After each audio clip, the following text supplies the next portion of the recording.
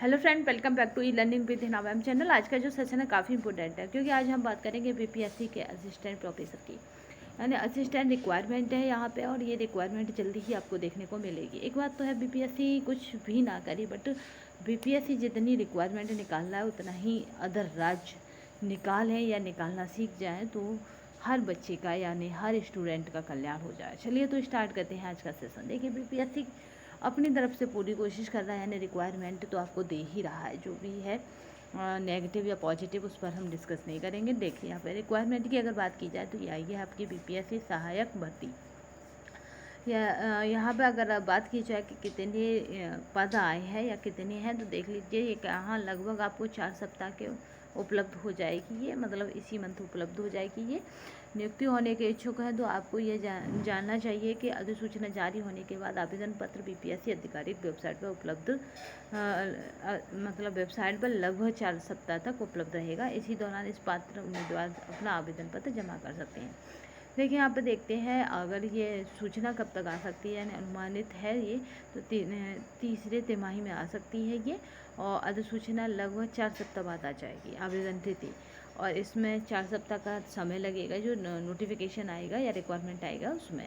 ठीक है, 4 सप्ताह के अंदर आपको क्या है यहाँ का इसका सब कुछ फिल करना होगा। देखिए 4 सप्ताह के बाद अगर रिक्तियों की बात की जाए कितनी रिक्तियाँ हैं, तो यहाँ पर रिक्तियों को देख लेते हैं। तो यहाँ पर 50 आपको पद देखने को मिलेंगे लगभग। वैकेंसी की अगर बात की जाए तो कितने होंगे, 50 देखने को मिले 50 पद हैं इसमें। तो चलिए आगे डिस्कस कर लेते हैं और क्या है यहाँ पे।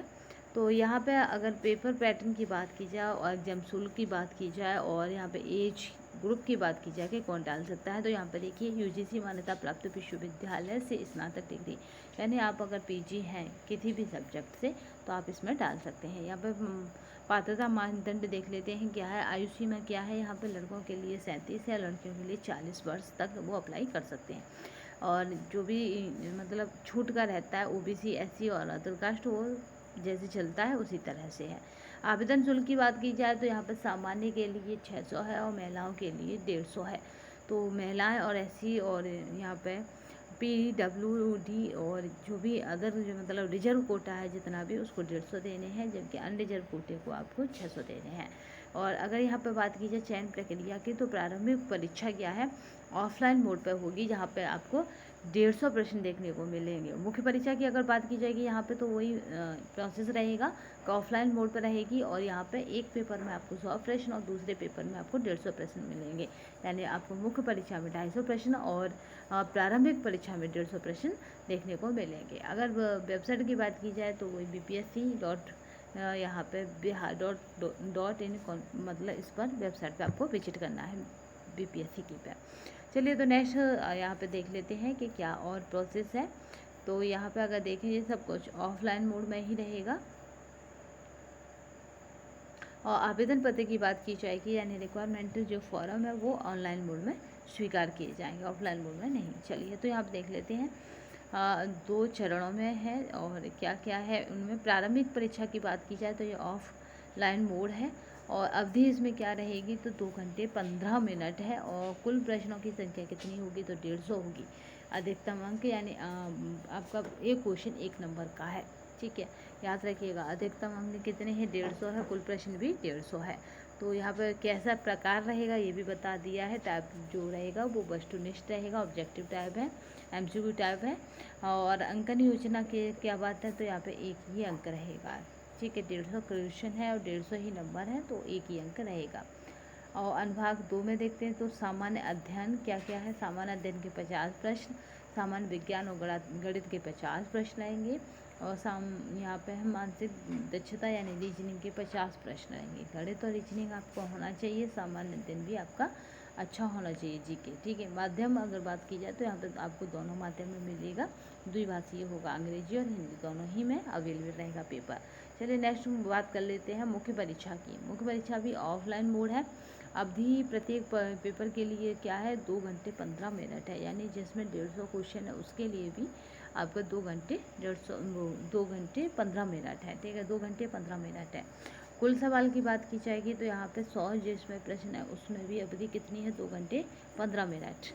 जिसमें क्या रहेंगे 100 प्रश्न आपके सामान्य हिंदी के होंगे। तो अभी से आप फोकस करिए सामान्य हिंदी पर।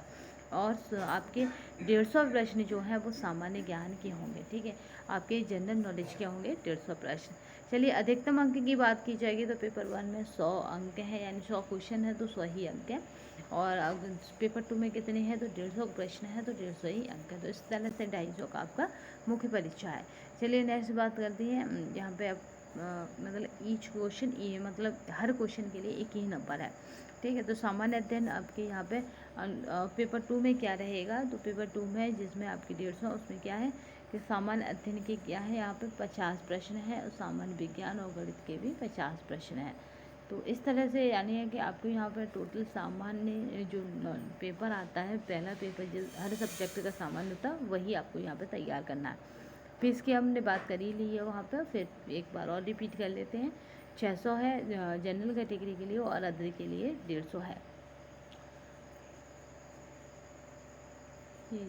चलिए और यहाँ पे देख लेते हैं विस्तार से।